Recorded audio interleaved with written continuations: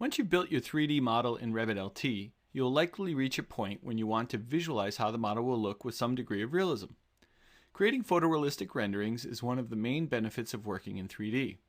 Revit LT includes the Render in Cloud functionality for this purpose. With Render in Cloud, you get a high-quality photorealistic render, but you don't have to tie up your local machine to do it. All of the processing is done remotely on Autodesk servers, with the final rendering being delivered to your inbox when it's ready. So the first step is to have a 3D view to render. I could render this exterior of my building here, or I could choose any of the other 3D views that I have in my project. For this example, I'm going to do an interior rendering. So before you render, you should always check a few settings. First of all, I might want to turn on the shadows. Now when I do that, I see that the space gets very dark. So I want to choose a time of day or a time of year when the light is actually coming through the windows, so it'll make a more interesting scene. Here on the View control bar, we also have our Visual Styles pop-up. And from the pop-up, we can choose Online Rendering option. This will open up a small dialog, and there are a few settings here. And right next to Sun Settings is a small Browse button, and that will allow me to configure the way I want the sunlight to behave in this rendering. Now, the default option is Lighting, which just sets up the sun at a generic angle. What I want to do is change to a Still rendering, which allows me to set my time and date and location. This allows for a more accurate rendition. Now I'm going to start with one of the presets that you see down here. I can also copy and duplicate and create my own presets if I like. But I'll start with the summer solstice, and I'm going to click Apply. And you can see that a small bit of sunlight is now coming in through the windows. So that might make an interesting rendering. But let's see what happens if I choose some of the other settings, like the winter solstice. Well, now when you apply, you'll see that the sun is streaming in through the windows, and I'm pretty sure that that'll make a much more interesting rendering. So I'm going to go ahead and click OK with that, and OK again to accept those changes. Now the next thing that I might want to look at is the material assignments. When you build your model, you can apply actual materials to the elements in your model.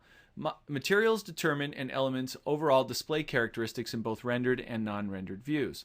And this floor here, you can see, is currently just a simple, smooth finish. So I'm going to select that floor, go to Edit Type, and edit its structure. Now here in the Material column, you can see that there really isn't a material currently assigned to it. It's just listed as by category. So let's go ahead and click in there and click the small little Browse button.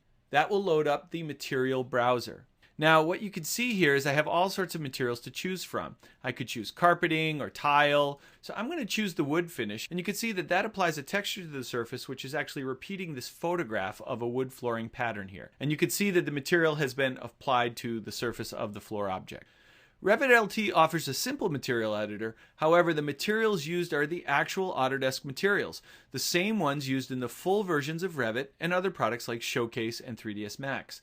This means that you can make your material selections in Revit LT and then share the model with others using one of those products, and they will already have the desired material assignments. So we're now ready to go on to our cloud render. To do that, I'm going to go to the View tab and locate my Render in Cloud button. Now you'll need an Autodesk 360 account for this. I've already logged in, so I'll go ahead and click Continue.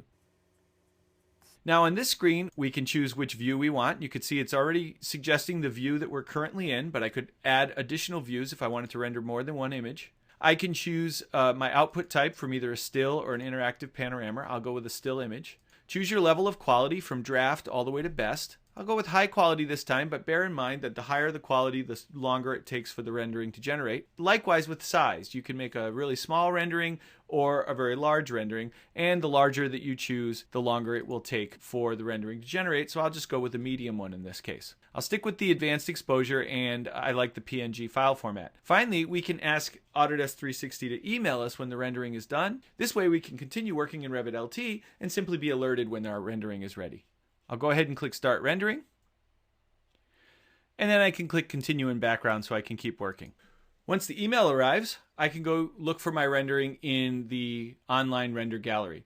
That will load up my Autodesk 360 account and take me to the render gallery screen where I can see any previous renderings I've generated as well as the current one. And here's the space that we just rendered. If you're satisfied with the rendering, you can download the image with a right click, or you can adjust the exposure or try generating a whole new rendering maybe at a different time of day.